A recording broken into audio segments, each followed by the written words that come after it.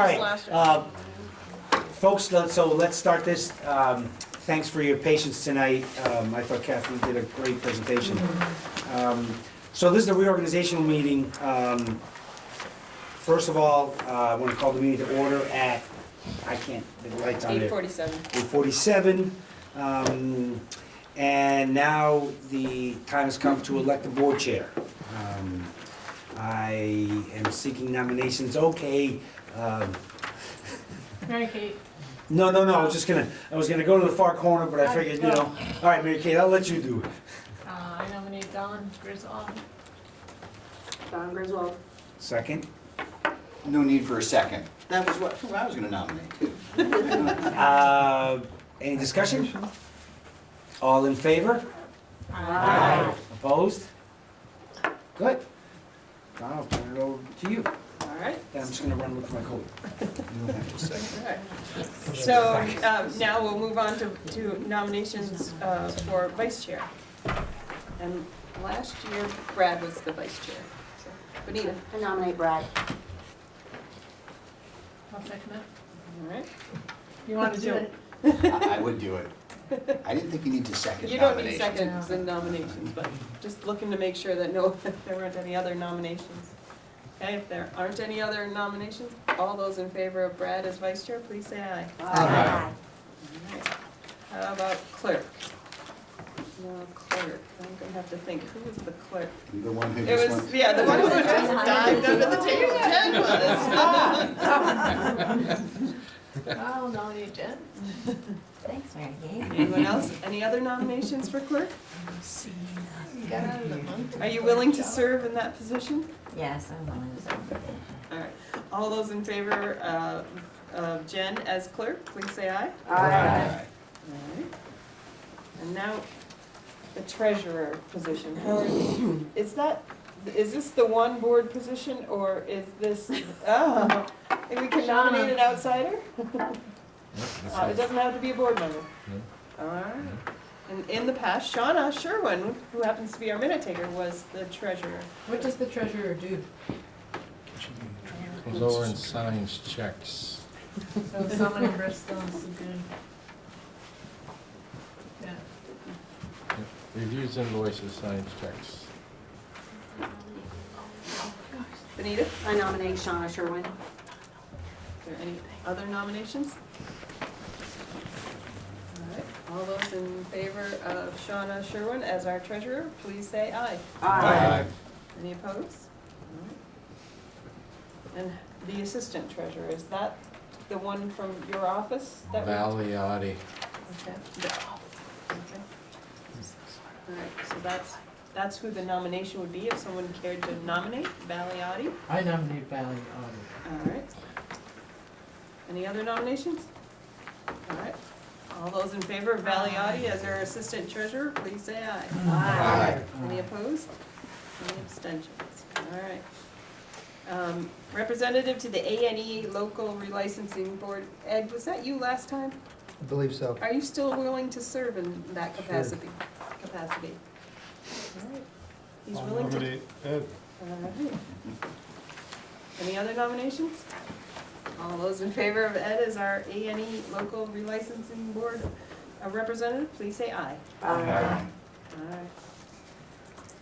Okay, a meeting schedule.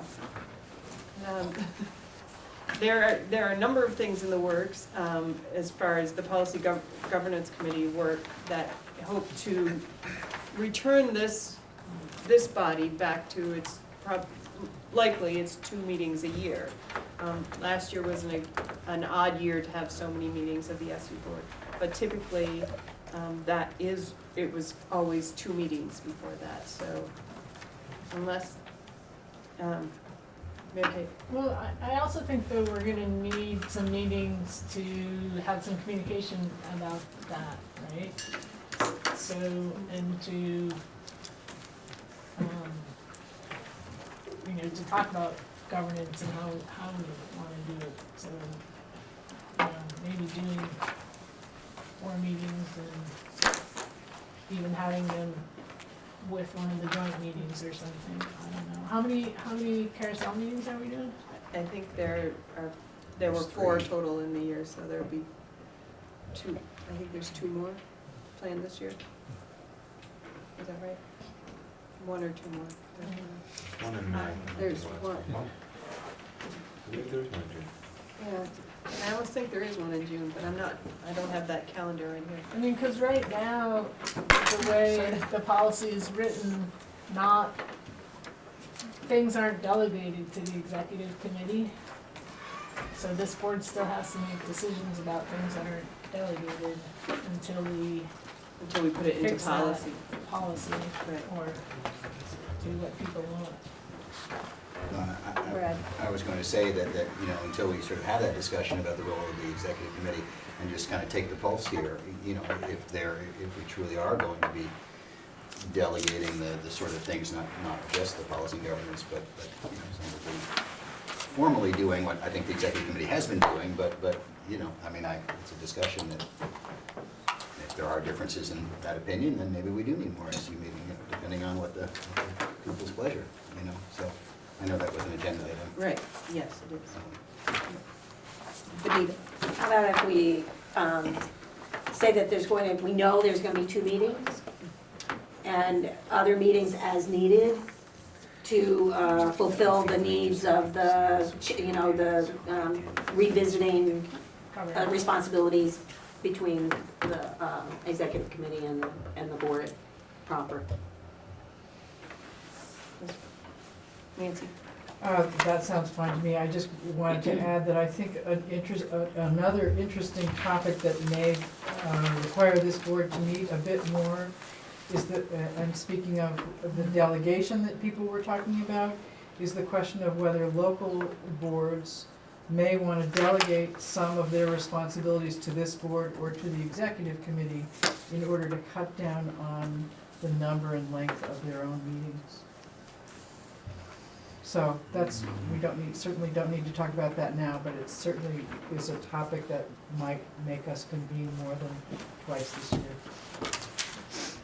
I'll look, Nancy, I'll take a look at the law about that and see. Right now, the SU board does not have that much authority statutorily. But maybe if the local boards cede some of that may be, so I can find out about that. Great, thanks. Does anyone else have any other?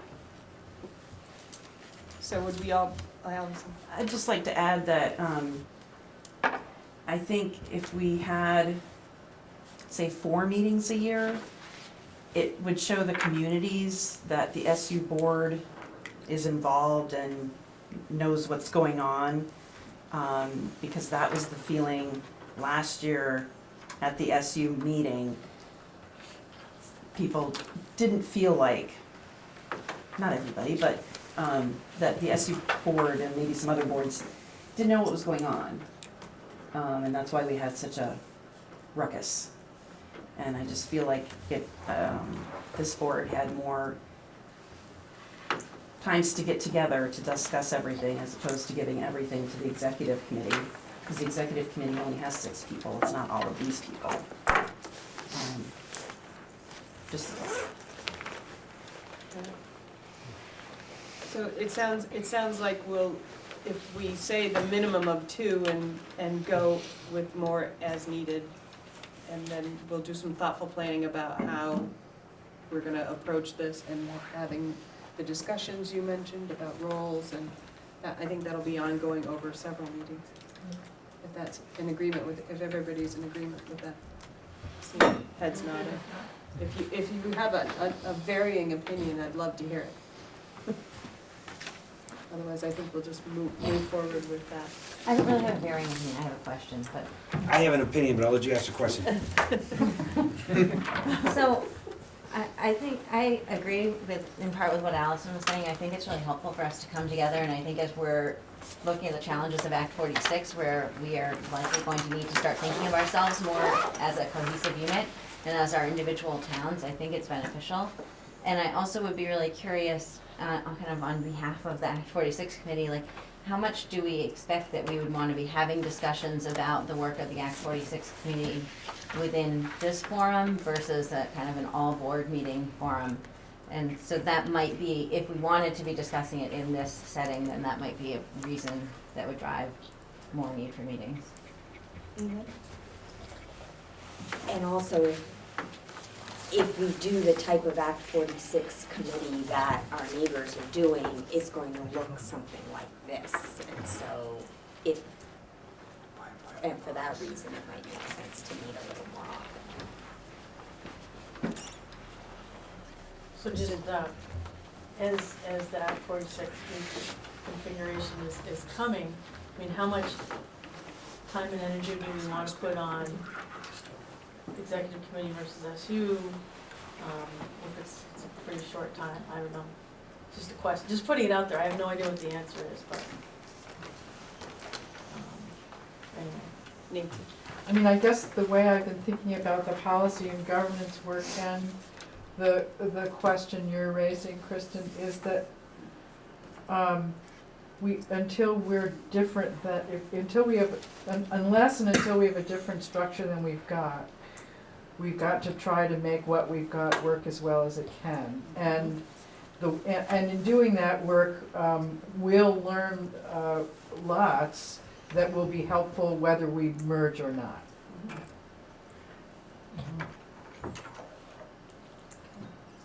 Armando?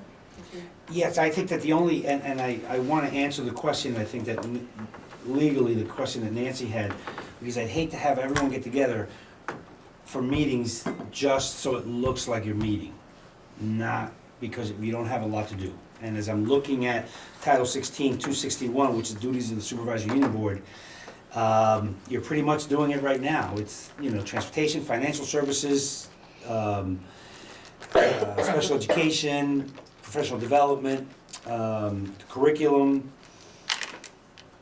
There's not, so it's fairly straightforward what your role is, that may be different than what the needs are of the local district. So, I agree that I think it's good for the board to meet, but my feeling, again, I'm not gonna be here, I want you to meet only if it's required and Sure. only if you have to. Oh, sure. I think the executive committee is a good model. So that's the only thing I need to say. And then I'll do a little bit more research. But again, if anybody's interested, and actually Rebecca gave this out the other day, same thing, Title 16, 261 at the meeting when I was 261A, Duties of Supervisory Union Board, if you get a chance. And your association, VSBA website, has one of the links is Title 16 statutes. And is there a different title, Armando, about powers that can be delegated by different boards? I don't, that's Okay. exactly what I have, authority Okay. for boards to delegate to Okay. other boards. Okay. Armando, I think there's a statute that says that the supervisory union board can delegate to the executive committee. Yes, And, we have not delegated that much to the executive committee. And so there are decisions currently that we come to the executive committee that really haven't been delegated to the executive committee. And so that's an issue for us. so we have to come up with at least a list of things that will be delegated and then others that are not. Right, It sounds because And have a conversation. in the Yes. past, there have been, like food service is a perfect example. It was delegated in the minutes of the individual board meetings to be overseen by the executive committee, but it was never put under our supervisory union board organization. It's never listed as one of the executive committee's responsibilities. So even though if you go back and read through those minutes, every board made that action, took that action and designated it to the executive committee. It never made it into this. So when you look at this, Oh, yeah, it's yeah. not in our policy, even though I see what you're everybody saying. did it. Yeah. Brad? And that particular action resulted in, in a substantial financial decision about allocation methods, et cetera, that was made at the executive committee without formal delegation, in my opinion, and without the prospect of, discussing where substantive financial decisions should be made.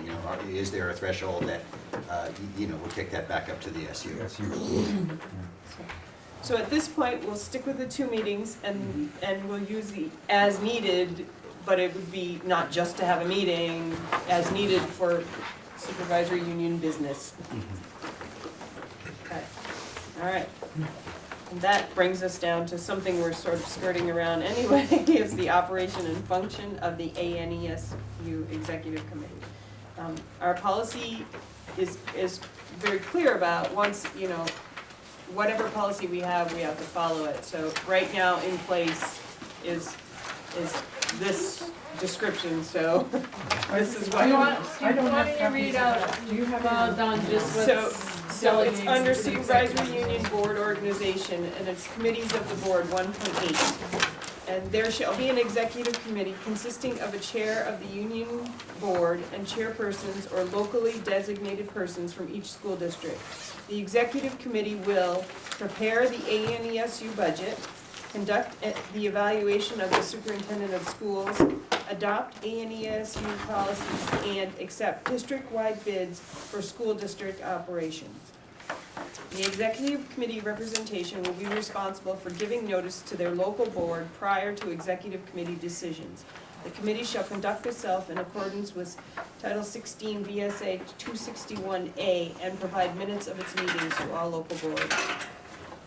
So that's specifically, by our policy, what the executive committee has the authority to oversee.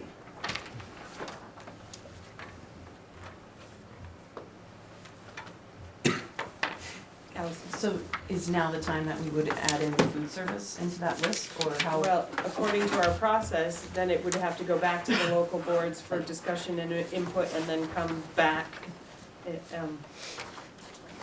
But you said it already had, and that I Oh, for thought the you food said service? that the individual boards had already, Yes, they had it back in 2010. It was in minutes. so you think we'd need to revisit it at the local board level? I think that before you put it, before anything goes into policy, it should go back down to the local boards and back up through the system, so. Procedurally, is the goal of this agenda topic to discuss what responsibilities should be delegated to the executive committee? I guess I just assumed that when that topic came up, there was gonna be kind of a recommendation or something. So is that the intent, or is the intent to have awareness that we still need to work on that? I think it's a little bit of both. If there's another issue that this board, is, you know, needs to delegate down and I would, Armando, you can help me on this, but the superintendent, hiring of a superintendent, typically this board makes a decision, but then, in the past, has said, we'll designate the executive committee or the chair of the executive committee to finalize the you know, finalize the deal, to work out the final details so that this board didn't have to meet again. That's not in there, but that would be an example of something that it would be helpful, you know, rather than getting this group back together. And that is the process that other boards use, other SU boards, they'll delegate the chair to do some of the duties, like what you just described, for about the superintendent, for example. Oops, Benita. Oh, Benita? I think that, I'm inclined to agree with Kristen on this one, that I feel like it's doesn't make a lot of sense to do a whole lot of work on this because because of consolidation issue. And if we're actually gonna be able to have a vote on that in November. I feel like maybe what we need to, if the executive committee and Armando could take a look at the thing and say, okay, these are a couple of things that are missing, that are kind of glaring. Then we could go ahead and work on small things just to kind of cover our butts in the meantime, you know, with all the transitions that are happening. But doing the whole big long thing, I feel like it's going to be a moot point very shortly, and I just feel like it is kind of a, you know, there's a lot of other stuff going on. There's lots of moving objects, so I'm kind of think we could take it easy on that one. Okay. Well, so, you know, one of our policies, A2 1.7 says that one of the roles of this committee is to review the role and function of the executive committee. So you know, I think it could either go to the executive committee or the policy government and governance committee to make recommendations about delegation. But I think it's important for this board to give feedback about, you know, does this board think those decisions should be made here, or that the executive committee should be making, you know, decisions that we've made. And over the past year, are there things that this board feels like, you know, they wanna delegate or don't wanna delegate? And so that feedback would be helpful, and then either the executive committee or the policy governance committee could take a look at what sort of things maybe need to be delegated, and then come, if that's what this board wants to do, and then come back with a recommendation. But, you know, it'd be helpful maybe to just go around and get a sense of, you know, do we want this board to be making the decisions, or certain decisions, or do we want them made by the executive committee?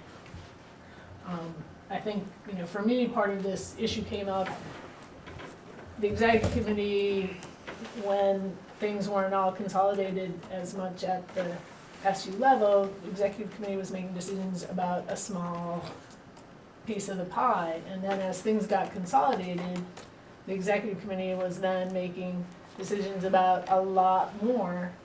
And there wasn't really any thought or discussion about, do we want that to happen? And I think, you know, there's pros and cons to each. If this group is making it, it's a larger group. If the executive committee is making it, it's more efficient, and it's easier for that group. I do think, regardless of where the decision's made, that there needs to be communication back and forth with the local boards in order to have everybody's input. But I think it's important to have the conversation. There was another hand up here. Was it you, Louis? Well, yeah, I mean, I guess first off, I agree with Mary Kate that maybe we want to get more opinions. I think this board meeting twice a year, to me, puts it out of the running for trying to govern budgets or things that need more regular attention. So that's my 2 cents on that. I guess the question I was raising my hand about earlier was what you read. We had talked about just making sure that the boards, that all the boards in the district sent their chairs to the executive committee. And I guess we informally, at our last executive committee meeting, agreed that that was a good idea. It's not in policy. And we are doing that again in our board. I'm gonna be the representative. I'm just wondering if that's the case in the other boards. Not in Moulton, but Bristol. in Bristol. Yes. We didn't do that one. Okay. That may be something that eventually might want to be fixed, but eventually, as Benita said, it might be overcome by other events. Do people want to weigh in on Brad? Well, to that, that is an important point. The role of the executive committee is seemingly being set up to be quite involved with input from the policy governance committee, where we're going to be receiving and interpreting policy and governance recommendations. And so the model suggests that the chair would then funnel those down to the local boards, which is why it was important to have the chairs be the one to set the agenda and to make sure those things get on the local agendas. And I think that was sort of the impetus or the main argument, or one of them, for having the chairs be the chair is an empowered person. One of the primary responsibilities is setting agendas, so that was a direct connection. It's imperfect, but it seemed to be the one that Valerie seems to suggest works the best in our flawed environment. And the other point is that I guess I have to think about what decisions or what votes occurred on the executive committee that had direct financial implications. And I'm just trying to remember them in my mind, because I think to some degree I'm I'm not entirely comfortable with that at times, and there have been occasions where, you know, geez, this should have gone to a broader discussion, I thought. Or, you know, I'm putting that out there, I don't know if anyone feels that way, you know, but I keep talking about thresholds. So are there any, do you recall, I mean, you know, we sort of picked allocation methods, but I mean, did we actually vote something direct? As an executive committee? Yeah. It wasn't around allocation methods, or was that at the SU board? No, that one incident clearly was something at the EC. But in the last year, I think that the time was on other things. I don't think that, I can't think of a need. Well, I guess I just want to say two things here. One is, it seems that there is important work to do around streamlining decision-making. And probably also important work to do about reducing the number of board meetings, especially for the SU office staff. But the other thing I would say is that historically, the SU board has, from time to time, had a hard time making a quorum. It hasn't happened in the last, to my memory, in the last year, but that has sometimes been an issue. So as we're thinking through these matters, I think both those things are pertinent. And that's a point, that when Evelyn was here and they had this discussion with the SU board, that was part of the reason they made the decision to empower the executive committee. Was it was difficult to get 18 members together and, you know, on a regular basis and have to address needs, and the executive committee was meeting monthly, and Yeah. it was a way to streamline. Jen? So I have a couple different comments. So the first thing is in response, I think, to what Mary Kate was saying, that I personally would feel, I think that as next step that makes a lot of sense is to ask the Policy and Governance Committee to make a recommendation, or at least give us the list of things we should be thinking about, as far as the types of decisions that have recently been made by the Executive Committee, but that maybe we haven't officially delegated. So the food service has been an example. I don't really know what else is on that list, so it's hard for me to give my sense of how I feel about those things.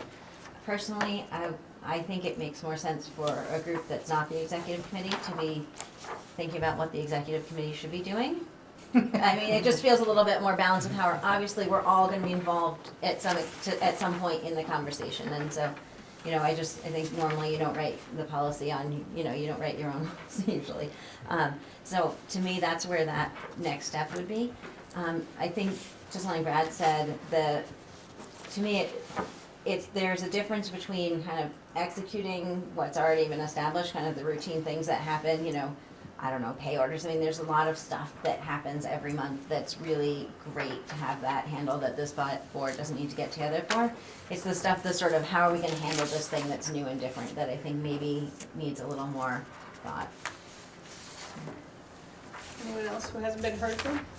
What, Lincoln? Any comments, any thoughts? Well, I think just when it comes to, I'm not really quite sure what decision you were referring to when you're talking about the executive committee. What decision was made? Sounds like there was a decision that maybe we look back on and we disagree with that. I think in particular, it was the method by which the food service subsidy was allocated, or even the special education, and that was germane to Lincoln, based on ADM versus actual usage, or one of the 12 different. That in particular, I think there had been some decisions on personnel that were financially related. The food service staff, I think, was And the food another one, service staff, that I thought you were yeah. alluding to. It's always been. You have to kind of go back and think that, but clearly, I think there were some autonomous financial, decisions made that had implications. Well, wouldn't it be a function of the executive committee at that time to then relay that information to the supervisory union board? And what was the problem there? Why did it not? Before the vote. Well, again, I think that May I speak? I think there's sort of this tenuous connection between the executive committee and the local boards and that's, again, the reason why, the fact that the chair, the representative, has been strongly recommended. Okay, that helps me with my understanding of the problem. Caleb? I think that I can see the arguments here. It's just, I would just respond to Brad's point by saying that we're asking whether you think, though the responsibility I hear is kind of weighty, and I appreciate that you take that seriously, but would the outcomes of the decisions, do you think, have been any different before the full SU? My guess is that they would not have been, but maybe I'm wrong about that. I think the streamlining, I think the smaller group, having it be the chairs, I understand Moncton's not doing it this time, but these kind of things like seem like a fairly pragmatic way to delegate some of these authorities. But I can understand the hesitation, but I just kind of feel like that executive committee, I feel like is probably going to come up with the same decision, maybe in a more efficient route. That could just be, me being naive, but that's kind of my take, is that, I would, even if the allocation of people from each town wasn't exactly as demographically, well, that's not the case with this committee, this isn't that population. But anyway, my take is that I would trust the executive committee to have the powers delegated to it as it is now, and I think that having this board meet a lot of times a year to try to cover a lot of more technical board items, just given the way this group usually meets, which is at some length, would take a while to accomplish anything, Well said, Kate. So I want to give anybody from Bristol an opportunity to weigh in. Well, I was just thinking that I don't have the policy right in front of me, but I think if we adhere to what it says, which is that decisions should go to the local districts first, then we shouldn't really run into problems, and that perhaps the problems happen because we weren't necessarily adhering to policy as we should have been, versus charging the executive committee with something that wasn't appropriate for them to be charged with. Does that make any sense?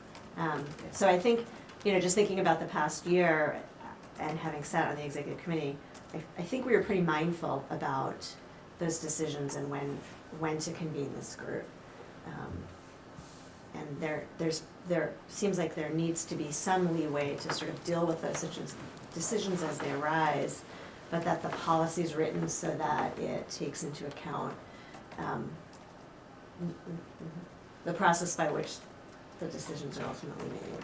So the situations might vary, but as long as it goes back to the board. So I'm not sure we need to do a ton of tweaking to what's already there. Mary Kate? Yeah, so, at least for the policy of delegation to the executive committee from the SU,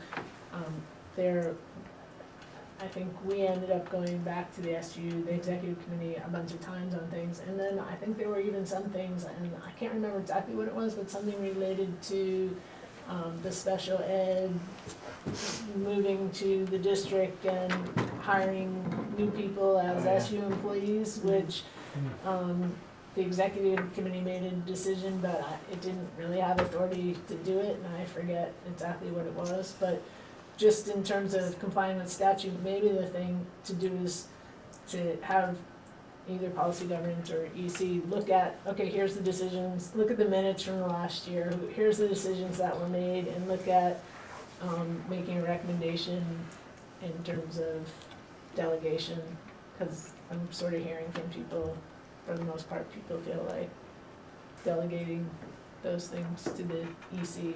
If I'm not hearing that right, then speak up. Brad? Real quick, thank you, Kayla, to your point, I just think that there could be a little bit more granularity in the way those things are spelled out here in this document, around some words about financial implications, et cetera.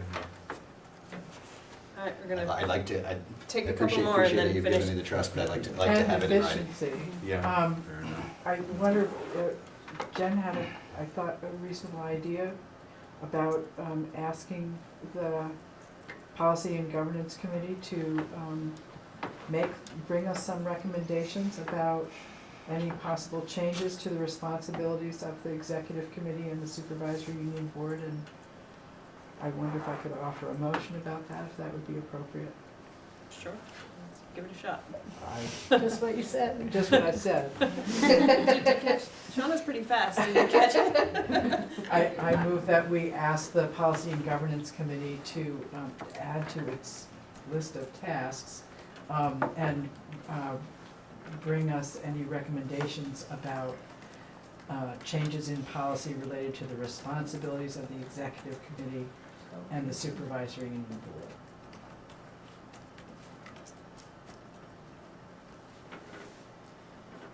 I'll second that motion.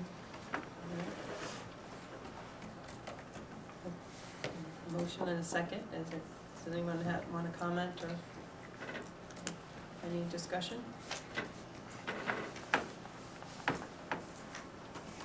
All right, I've got half of it written down, so I'm gonna have to, can you read it back to me really quick? Yep. Nancy Cornell moved to ask the Policy and Governance Committee to add to its list of tasks and bring this group changes in the delegation, in the changes to the delegation of the executive committee. It sounds better than that, but. So you basically want them to bring changes. To make any to bring us any recommendations, and it's Policy and Governance Committee, it's not Policy Governance Committee. No, I said Policy and Okay. Governance Committee. To bring us any recommendations they may have Okay. That's simple, regarding changes to the roles and responsibilities of the Executive Committee and the Supervisory Union Board. All right, everybody understand that? Is that, all those in favor of adding this task to the Policy and Governance Committee, please say aye. Aye. Any opposed? Any abstention? All right. All right. So then when we hear back from the Policy and Governance Committee, we'll plan what's happening next. Thank you. All right, is there any other? Just a point of clarification, so then, once the Policy and Governance Committee has their recommendation, then we all have to get back together? Well, there's the plan, my thought is there's a plan for another carousel meeting, is that correct? In May. In May, Not so, in June, not, at least not on the Right. calendar. okay, so in May, so then it could, hopefully, if it could be done by then, we could have a discussion similar. So then, given that we don't have any recommendations yet from the Policy and Governance Committee, is the Executive Committee running only on what's on that sheet of paper? So are they going to extract from their responsibilities looking at the food service or whatever are they gonna not do those things anymore because they haven't been officially delegated to them? Everybody, the boards have voted, but it hasn't been done. So would they still be delegated that responsibility so that they know what they're doing? I mean, I think under statute, unless this committee delegates it, this board delegates it to the executive committee doesn't have power to do it. And if people think right now that the food service is something that for sure you wanna delegate, or if there's anything else for sure that this board wants to delegate, Now would be the we should time. do it. Yeah. But Because that's what the executive committee can do. Right, That's right. Benita? Can we say that until there is a recommendation, until and if there is a recommendation from the Policy and Governance Committee, that we, the Executive Committee acts within the past practice of the past year or 2 years in order to keep moving forward and not shift every stinking thing over to a whole different method? I mean, that just seems like it would be really counterproductive. So I just feel like, can we just say that? Can we just say, past practice, we get to use it in teacher contract language? So Or not. until something changes based on the Policy and Governance Committee, the current roles of the Executive Council will continue.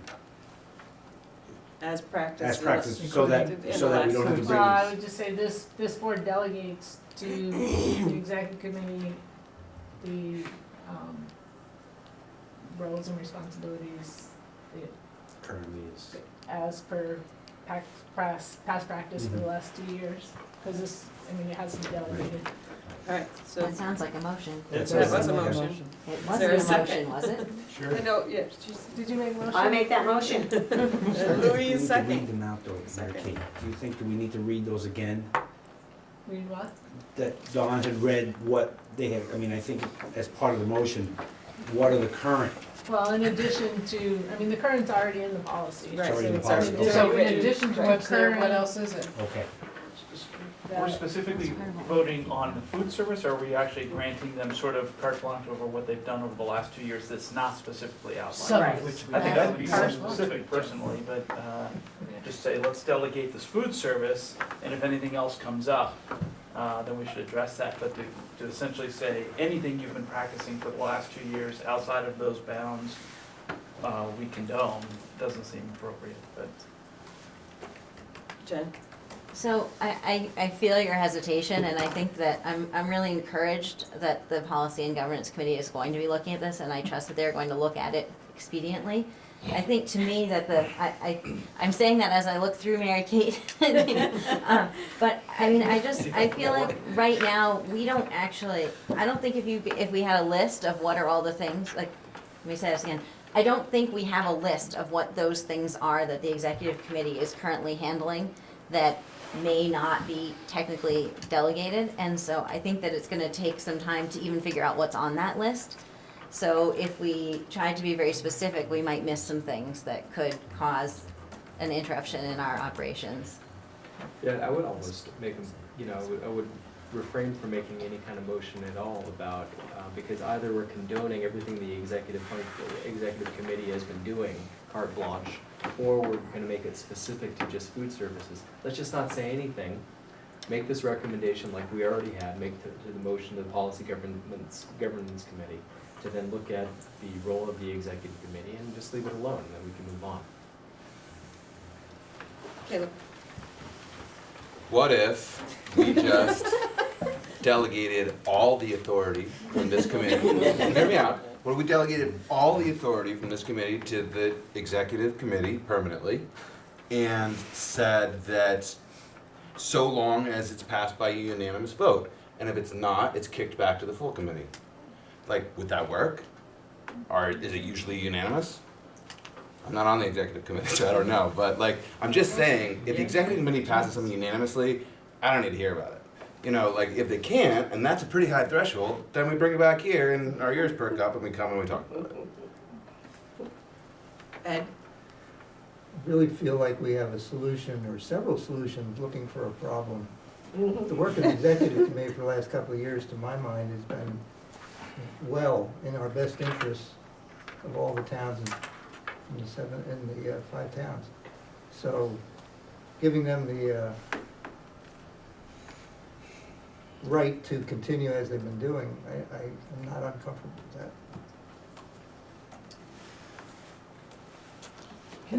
Any other? Nancy? Can someone on the executive committee talk about what comes to your mind as on your list of things you've been doing that isn't on this list? Well, do we have to answer that question here, because I think we could get It's down too a rabbit Yeah, hole that's- really that's- fast, To the weeds. really All right. fast. So, I mean, we've given the task to the Policy and Governance Committee, Yeah, let them go at their task. I'm question sure, is, I'm how do we sure handle that committee will. I would say that committee has other work it's doing that's equally important. I'm not sure it will get to this piece of it by May. That- You can delegate. It's possible, but there may be somebody who's just itching to get at it. Okay. So do we still have a motion? So there is a motion. Was there a second? Yes, What's the motion? Louis seconded. Louis. So the motion is, should we delegate the duties to to the executive committee that have been past practice for the last couple of years, and let them continue on until we have something that says differently. Can you read the actual motion? So I don't think that's really what it said, but maybe it is. Godard moved to follow past practice regarding delegation until the recommendations have been reviewed and changes have been made. Okay? I can add in recommendations from the policy and governance have been reviewed. No, What is it on the Alright, does that include hiring a superintendent? Well, that's been a past practice. Okay. Well, I think that the difference though is when you said it, you said that we're delegating, and this said we're continuing past practice. Which was, it was delegated, some of it was delegated in past practice, it wasn't documented. Right. But I think the motion should say, if I could just run it amendment, that this board delegates to the executive committee what the powers and responsibilities that have been the past practice of the executive committee. And call the vote as. Okay. Did you, all right, can you read it one more time? Sure. The question's been called. Godard moved to follow past practice regarding delegation until the recommendations from the Policy and Governance Committee have been reviewed and changes have been made. All those in favor, please say aye. Aye. Any opposed? No. And there's one opposed. Any abstentions? Two abstentions. It does say. Only because I really don't understand what's going on with these. That's why necessarily. All right. Okay. So that one's clear. In Yes. terms of the policy governance committee, under policy, the policy and governance committee has to report to the executive committee, because we did delegate policy to the executive. Well, it's gonna have two tests after this. To adopt ANESU policies, right? But But will come it would come here for to, input. This right. Yeah, okay. change in pension. That's how I envision it, Yeah. yes. All right. Yeah. Now that we're moving down to visitors' business. Shauna, do you have any business? They got two over there. How about over there? They're not supposed to be visitors, actually, they're not supposed to be sitting over there. They're supposed to be sitting over here, but, you know. I actually owe money. But just to clarify, Seriously. the May carousel meeting is on the calendar, it's May 17th. Okay. Yeah, it's not over here. All right, so let's move down to board items, so we're not here all night. C 2.3, executive limitations, financial condition activities, monthly financial report was enclosed in the packet. Is Yep. that Armando or? I'll you let taking Howard do it. Right, I believe if you look at the revenue section, you know, we're 842,000 short, but most of the funds coming through the different grants haven't even been accounted for in the schools yet. So once those are accounted for, we should be in reasonable shape. We have $300,000 in assessments we haven't even applied yet from the local schools that have money coming to us. So I think on the revenue side, we're probably okay. On the expense side, we're definitely in good shape. We're $559,000 under budget right now. However, we do have some challenges related to special ed transportation. And We have salaries. to work on salaries. So those are gonna push that a little bit. But I think at this point, for being at the end of October, February, we're in good shape. I'm thinking about the budget period of October. Can I just give you an update about what the special ed salary piece, and I think that might have been discussed at some of the local boards. We were just given the opinion that any long-term special ed substitute teachers, long-term at least, can be, it's not gonna be a local expense, but rather a special ed expense, so we can receive reimbursement up to whatever the allowable is.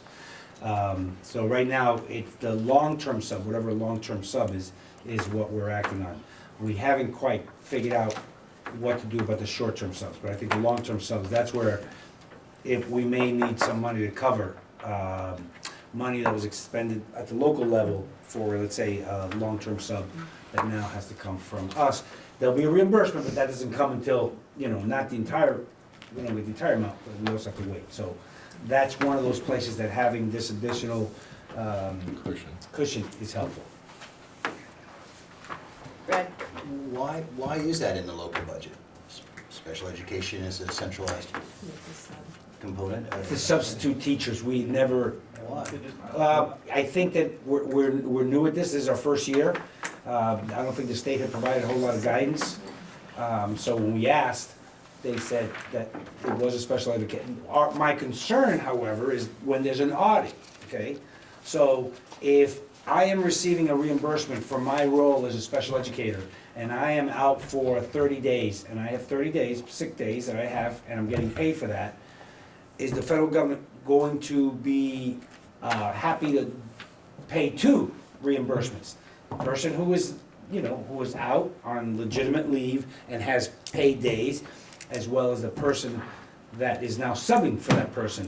So will the audit, when our special ed funds get audited, will someone say, hey, I just didn't recall seeing that line on my local budget. you did not have, you don't have it. Oh, it was, right now, we're taking it out of the 1100 line. Everything was coming out of the regular ed line. Substitute.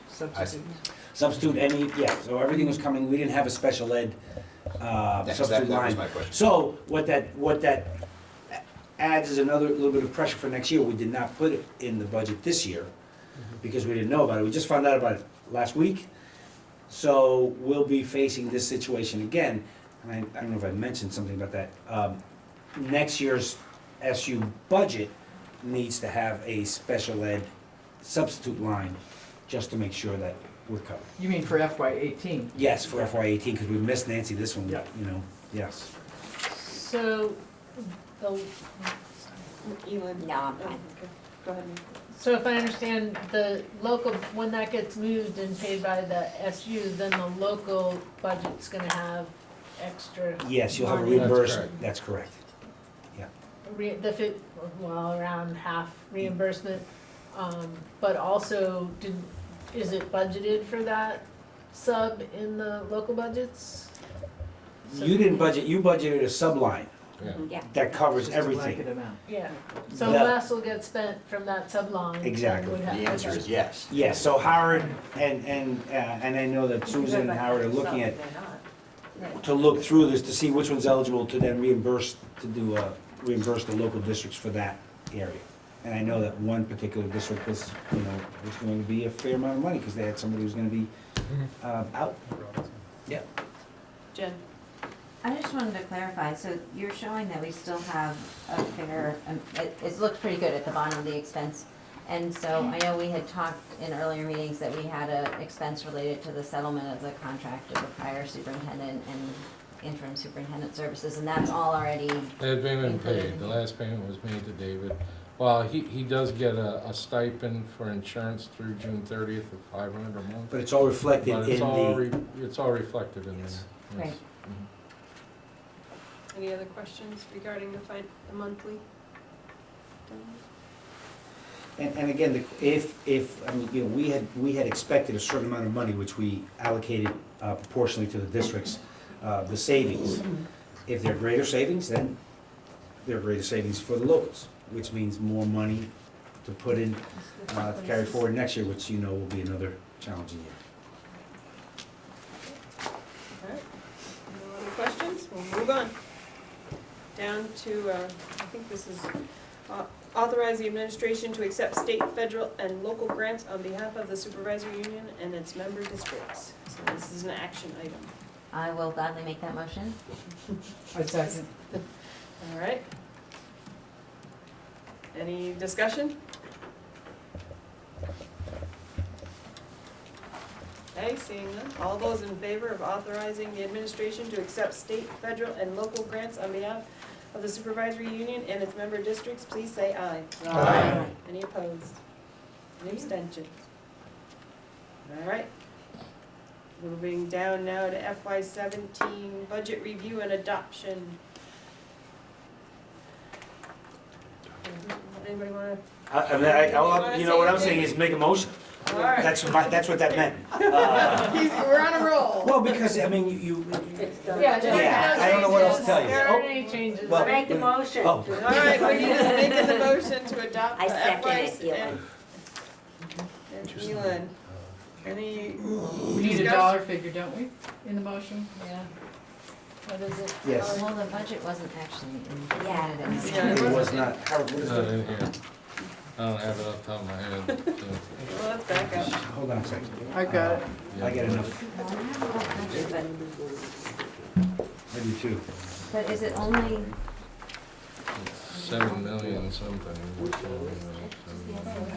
Is that seconded by you? $7,118 I think it's close to 8 million. You think it's close to? 7,993,702? That's the But does that doesn't include the food service or the early ed, right? Do we have to do those separately, or we don't have to do those? Early ed's an assessment.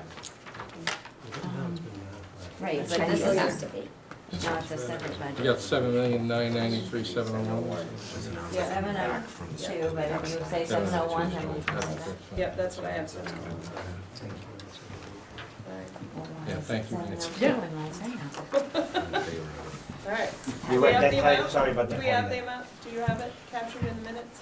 What's that? I'm sorry, what? Did No, you capture? no. What is it? 7,900,000. Nice. Oh, and Nancy put it away. I was hoping I would get to 900,000 and you would then. Howard has it. 701. Yeah, that's Okay. it. 7,993,701. Gotcha, got it. Got it, all right. So the motion is to adopt the FY17 budget in the amount of $7,993,701. All those in favor, please say aye. Aye. Any opposed? Any abstentions? Okay, that's passed. All right, now we're gonna move down to SU administration's compensation. Armando, I'm sorry, do we have to approve the budget for the early ed and for the food service? Because that's not included in this, right? It's an assessment over from the, it adds its own assessment. So, Right. It's not in this budget, right? It's a separate no, budget. it's not, in the food service is not in that budget either. So the question is, do we have to approve we have to approve anything, or is this just an assessment based on enrollments or usage, depending on that? It's an assessment based on enrollments. And transportation. But so is this. But transportation's in this budget. Transportation is in that budget. Okay. Is there, it's just an assessment? It doesn't have a It's not a discrete, budget? each part has It's been gotta approved have by. It has a budget. Expenses. But it's an assessment that we assess through the SU. But if you go through this budget, you can't find what the early ed budget is. It's in a separate separate- packet. It's it's a- not it's in a this separate packet, packet. in this budget, So we so. have to approve it separately? It can't hurt to approve it, and if we need it, Yeah. then we've got it. You got it? I just think it's been Put it in here. You have a some of copy the of it? parts and it's been approved. Yeah, I'm sorry, It might this will be take something a that while. next year we'll make sure that we have,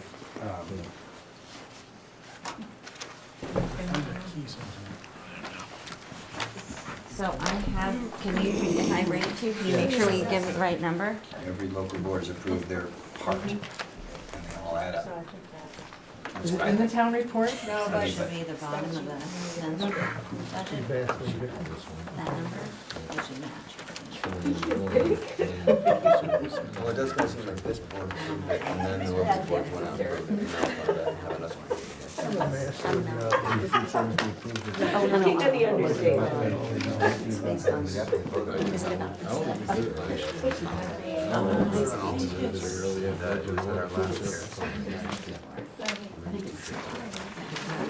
It should be in the meeting from last year. We had the meeting. Are you making the You motion? got the minutes? So I can make a motion of the early ed, or did you wanna do them together? do you have both the amounts? I have early ed, I don't know that I have food service in this package. have to look for a minute. And I think you could say early ed and then whatever the other one you think. And the food service as presented in January. Have we ever voted on these before? That's what I'm No, looking Howard doesn't think we for. voted on them before. What's the statute say, Because I think we're voting on this as an assessment. it says that we have to adopt the There are budget. all Right. assessments that aren't counted. What's the line? They Right, are, but we've the already, assessments we've are already not in passed, our town budget. yeah, we've already Yes. passed our, So this is. Yeah, for the They were food included service. in the calendar. Wait, The whole big assessment. we've already done that. goes out to- I think we've already done They're I assessed think we have directly. two. I think we should put it in our. No, these other. okay, if we don't think we need to do it, then I think we're it. good. Some of its parts equals its whole. I'm looking at just to make sure that what the S are on the budgets. Budget services. I didn't bring my Etsy stuff. We didn't do it. It's not I in don't the think we did town it. report. The last. I don't recall. Yeah, I don't see many. I don't see it. I agree, I don't know that we've done it before, I just don't understand, like, Why would we why not? would we not have to do it? Like, they're all budgets of things that are all gonna be assessed out to our town from the SU, It shouldn't be invisible. so. We don't have the numbers to do it anyway, I Okay. guess. All right, we're gonna move on. If you have to, we'll deal with it. So now we're down to SU administration, compensation for FY16, and I think Armando. Yeah, you saw my write-up. I mean, I think that there was a decision made last spring by, I think, the executive committee to tie the administrator's compensation increase for this year to the teachers' negotiations, because there were no negotiations settled that the teachers, with the teachers, that the administrators would wait until that was settled. I think that was a sort of honorable gesture at the time, but no one knew that it would be this late. So here we are in March. We have 3 administrators in the district who have really done an incredible job for you over the last year. And I don't see the relation between one and the other. So the teachers' negotiation is one thing. This is a this is an agreement that you've all come to. Everybody knows that it's a 3% increase. Withholding it, to me, does not do anything other than maybe make people feel maybe less appreciated, or so. So, and I don't see one being related to the other. If this had, I mean, philosophically, I understand, because I've seen it done in other places, but only to a certain point. When the negotiations have now gone to where we are, I'm not sure if that's the best way of handling it. It was an executive committee. I looked at the minutes. It was an executive committee. But since there was no executive committee, I figured, This board decided. Who's this for? I could have sworn I saw the minutes at executive committee. I was there. Oh, yeah. I was there when it happened, that's the only. Okay, well, maybe I read EC wrong. Either way, It was, I think the executive committee also. Oh, I both? think it came here. Then it came here. But That would make either way, yeah. But I mean, I understand what the goal was to tie them together, but they are 2 separate things. Your administrators don't have the ability to really negotiate. They're provided a certain amount of increase, benefits, and then you approve them. It's not the same model that you have with the Teachers Association. So my recommendation would be to, for the 3 people at our office, because the superintendent did get his, by the way. It was not part of the 3. So that even makes it seem a little bit less even was fair, if you will. supposed to be. Well, I think it was in his contract, it said that he would It get was in under 2, contract. yes, yeah. So again, this is just, I mean, the money's been accrued, it's not gonna change our bottom line. It's just my recommendation that somebody's, I make a motion to accept the superintendent's recommendation concerning the, pay, the salary increase for the, administrators the at 3 the SU. administrators. Second. Discussion? Who seconded that? Sorry. Ed. Ed, thank you, Ed. Brad? Just wanted to clarify, when you said everyone knows it's 3%, what did you mean? For the administrators, that's what it's, 3% is what was in the budget for the administrators for this contract year. That is accurate. Yes. It's part of the, sort of the unsaid 3% that's in the reserve? not reserve, I think you budgeted for it. Because they have line items, they have line items, there's an office of superintendent, there's. It's under individual salary line items and the reserves are. It's not part of the reserves, this was budgeted, and actually Howard has, I think, you've accrued it, you've already. It was in the original budget, and the contracts were already in play, and then it was decided to pull them out, so that's the way it went. But your question is, And we had new it's in the contracts budget, developed, so. and it has been accrued so Yeah. that it's, it's not gonna impact the bottom line of your SU budget. It's been covered already. Encumbered, yes, it was accrued. Jen. Encumbered. Are there any Encumbered. other central office staff that are in a similar limbo, or is it only these three administrators that have been, okay. Only Just wanna three. make sure we don't leave anyone out. Yeah, no, that's important. Mary Kate, So I think that these three administrators have done work in addition to their jobs during this time period. I think it, when I'm looking at it, I'm thinking they should get compensated for the additional work that they've done. They've we have a part-time superintendent, so they've taken on additional work in additional roles, and that they should be compensated for that, and it should be, a recommendation in terms of what would be fair to compensate them for. And that's on a shorter time frame. Sure, yep.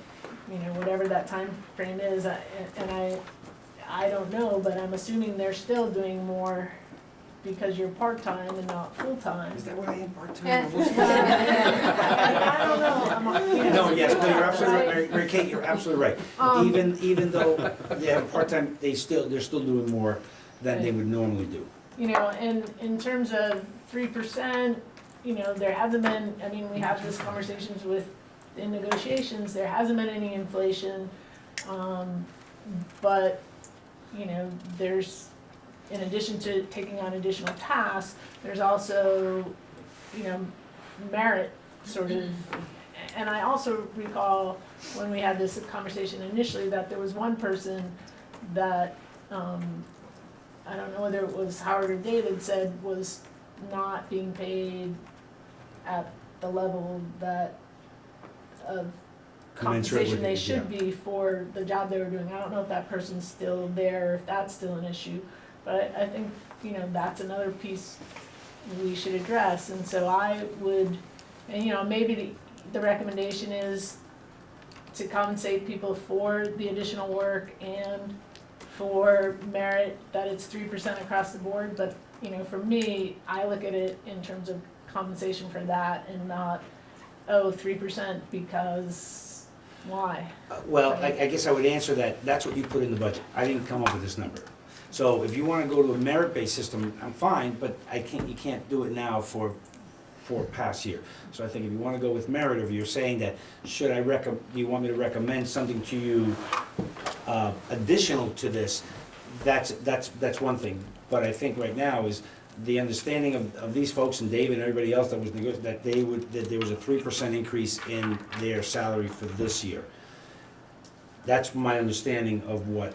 I think that was budgeted. I don't think anybody ever agreed to what it was, right? Was the 3%, Oh, I think, was the 3% mentioned in the minutes? I will have to go back and check. Caleb, I support it. Fred, Are there typically any other elements of these employment contracts that are reviewed or modified at this time? When these three individuals have a written contract, right? I haven't seen it, correct? Is that? I believe there can be at times modifications made. I want to be real careful what I'm saying and how I'm saying. You can make modifications. I think I think right now they have a contract that they signed for this year. The expectation, however this was relayed, whether it was from David or somebody, or however, was that there was 3% of the budget and that's what they would be receiving, which is pretty, in this in a place that right now, I think is probably not leading the pack in salaries for administrators, not at the bottom, but I think it would be helpful. So if there are other things that we want to do, modifications, if we want to do something about merit, if we want to add something because of the additional work they've had to do this year, or whatever, we can come up with that. I think symbolically, it's also important. I think, I'm big on symbolism.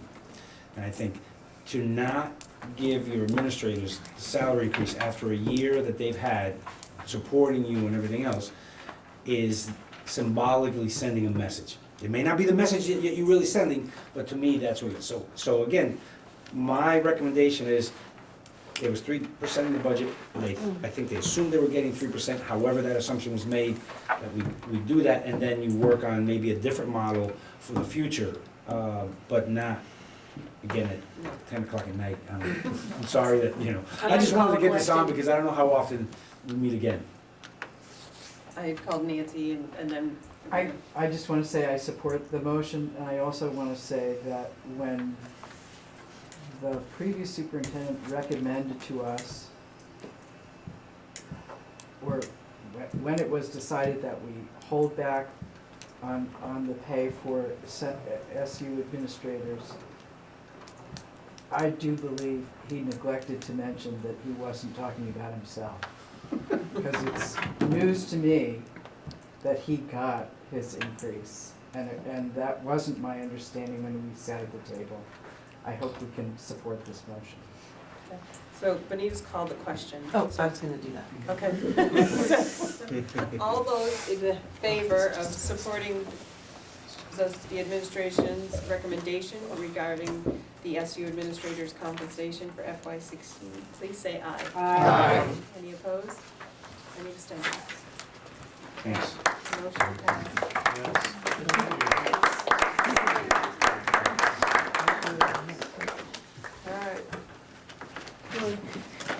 Can I make a motion that we ask our monitor to bring us some sort of recommendation about a bonus or something like That's that, what Mary Kate was saying. along the lines of what Mary Kate was saying, for May, I guess. Yeah, we don't have that budgeted, right, so. You have a But surplus. there's We a do. surplus there. Yeah, so there's a motion from Ewan, is there a I second? second. All right. Any brief discussion on this? I Jen? just wonder if we would want to ask the executive committee to get that recommendation so it could be handled more expediently.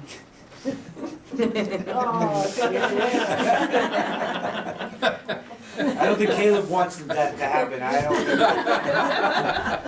think. As long as they're unanimous. Talk about it first, that's all. Caleb's idea from before sounded Alright. better all the time. So if there's no further discussion about Elon's motion to recommend, or to have the administration, no, to give us a recommendation, give a recommendation to the executive committee about a bonus for the In May, administration. for the May meeting, is that For what the you May said? meeting. Okay, all right. All those in favor, please say aye. Aye. Any opposed? There is now. Any abstentions? Thank you. All right. I'm sorry, I have to say just one more thing. That, I think that the other thing that we all need to realize at this table, that, yes, the administrators were under tremendous pressure. Everybody at the Everybody's supervisory high. union office was under Yes. incredible pressure, at one end of the office to the other, and they all were amazing in the way that they responded to this problem. So I would say, go for the gold, look at them all. You read my mind, actually. All right. We're down to approving the minutes from the one, yes, Jen. I would like to move to approve the minutes with one small correction. Can I do that in my motion? Sure. So, Shauna, are you ready? Yes. So correction on board items, so which is number 3C. The VSBA update was given by Mary Kate Kelly instead of Mary Beth Stillwell. North end, south end. Oh, details. Well, I just hope no one goes and follows up with Mary Beth about her role on the Yeah, she'll be like, VSBA. All right, so Jen made that motion with the correction. Is there a second? I'll second. Louis seconds. Any further discussion? All those in favor of approving the minutes of January 11th, 2016, please say aye. Aye. All right, down to transportation policy, review changes and approve for posting. You saw the policy, it was No. I think many of the attachments didn't come through, okay. Well, I have,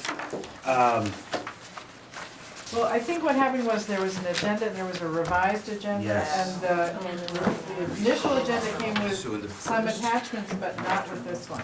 There's a bunch that I didn't get. all right, okay, let me just explain. Your transportation policy is exactly the same as the current one, but I added this paragraph on the very top. It's highlighted, and I'll make sure you all get it. And it's not approval tonight, it's first reading, so you'll get, it's, I can't read. Well, it's a dark background on dark letters. It is the policy of the Addison Northeast Supervisory Union and member school districts, and it lists them all, to furnish transportation as required by law, the new law in Title 16. Then it lists Title 16, VSA 261A, states that all transportation will be the responsibility of the supervisory union district. So it's the exact same policy with the proximity of dwellings and all those other things that you have, but just added what we needed by July 1. Well, what we need is a method of how we calculate that, and the way we're doing it is, I knew this would get tested, so, but let me shorten it for you, because when you guys were discussing this, I was like, well, there's a little test at the end. One of the things is that right now, we have a contract with Betcha Bus Company that goes through the 17 year. When in there, we have an allocation that they do for the individual school services. What we want to do is to keep that the same, but if we don't have that in policy, we can't get federal reimbursement money, federal grant money for transportation.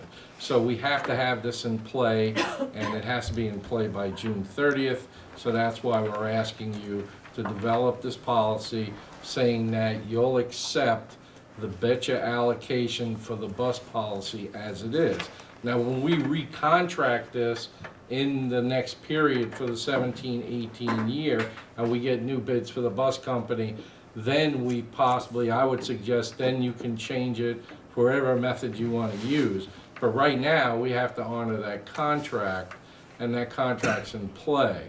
So if you change the method, the assessment wasn't done that way. The assessment was done assuming that the buses would be in the same methodology that you had before with the current contract, because we did have that contract. But we're not changing the contract. All the one thing that my understanding is that what the Secretary of Education required for us to be able to get the reimbursement, as you know, was to say that this policy is following the law, Title 16, of the SU being the provider of service of transportation services. Based on the Betcha bill.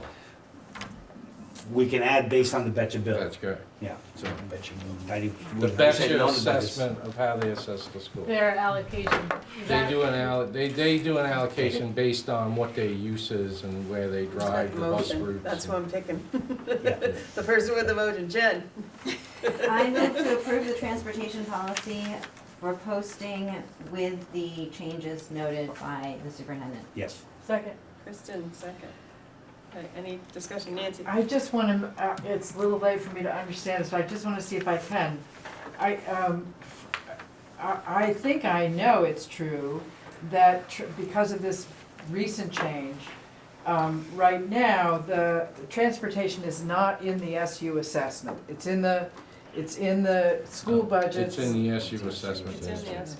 I thought it was. No, So we're we not moved it. allocated by ADM. We're not, Right. yeah, it's in the assessment done by the Betcha Bus contract.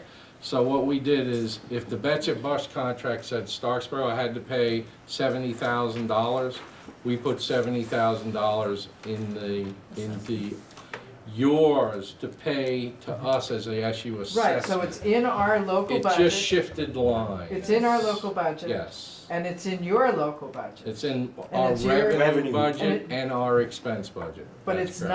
not in the SU assessment that's in the Robinson budget or in the local That's budget. correct. That's what I'm That's saying, it's correct. not in our It's assessment. not in the assessment, it's in Isn't it? by contract Right. of what we have right now. So my question is, what you've just described, and that I think I understand, is it going to be that way again in FY18? No, because the contract's gonna come due. But we can't change the contract. We have a contract we have to live with, so they allocated using this method. We have to say we have a policy using the same method as Betcha used, so we can get our transportation. What's the advantage of changing the way we did it for FY17? None. We can't We change had it to. by We law. We can't. had to change it by Act 153. No. I understand how it was done for FY17, for the Yeah, budgets okay. we just Yeah. passed. Why wouldn't we keep portraying it that way?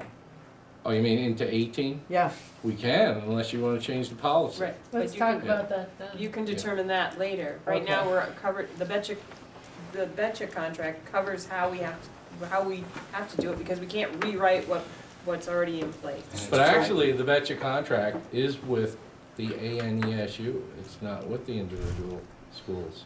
So with this Individual vote, we're schools. codifying something we've already done, is that right? Yes. Yes. And I also think that, Indirectly, yes, that's right. and again, you're not, right now, the decision will have to be after, how do you want to assess for transportation? Because right now, it is every town, as you know, is being charged what the contract says. Actual use, pretty much. Actual use. Is that how, so you have to think about when this contract's up, is that how you want to continue? You don't have to decide that tonight, obviously, but that's something you have to decide at some point. It'll be an earlier I'm night. just looking at his face, you know? Yes.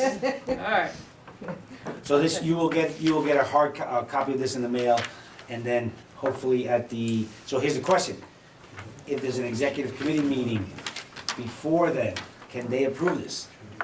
It's a district-wide contract, isn't it? Yes. And that's covered under the Okay. current language, because it would be, the transportation, Howard just said, is ANESU, so It's it's, an ANSU policy, and that is That the is written. executive committee's. right. So I just wanna make sure. It's a district-wide, Policy. yep. Right, go for it. Yeah. All right, Okay. all right, so, Oh, you're gonna love this next one too. all those in favor of approving the transportation policy with the recommendations of the superintendent? Did I get it all, Jen? Is there anything else after that? Jen, here's the advice. Jen. That's what I have. Okay, please say aye. Proposed. Any We just found opposed? out about this, Howard put it.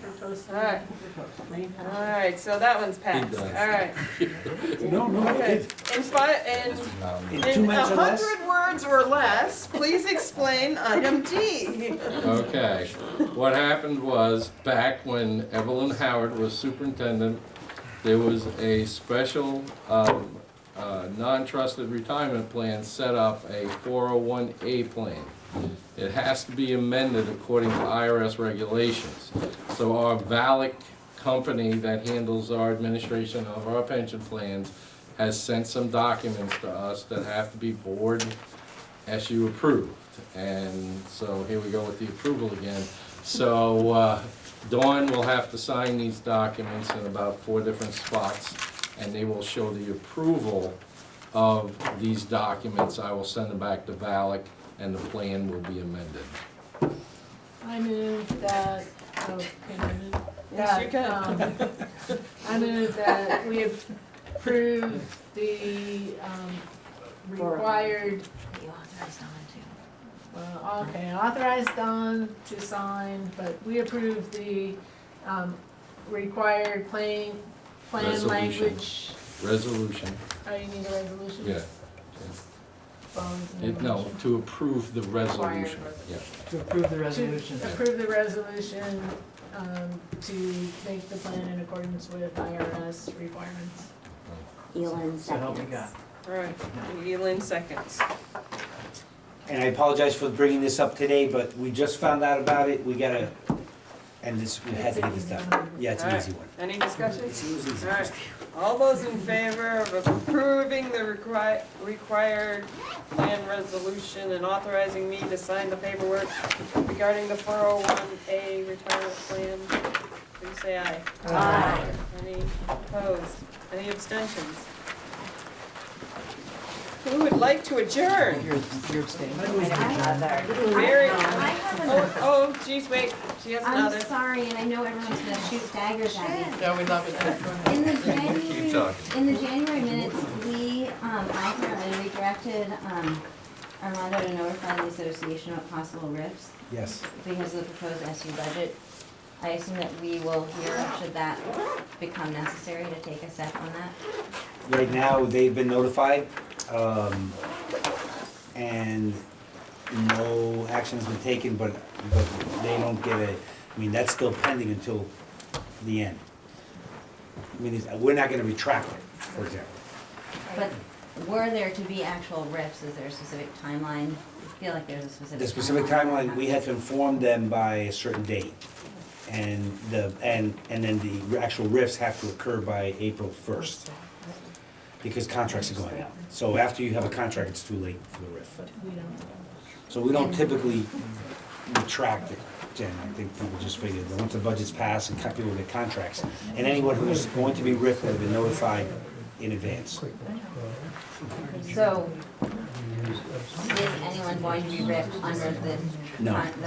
Thank you. That's all. Oh, is that all you want? Oh, you would have known about it. No, you would have known Right, about it. that's what I was trying to ask you. You're gonna totally say something like that. Yes, I'm sorry, I misunderstood. Yes. So, you would have motion to known. adjourn. Sorry, Mary? Jen. Elon, Motions that we adjourn. And Mary and Elin. All those in favor of adjourning at 10:13, please say aye. Aye. Any opposed? Any abstentions? Better than ours?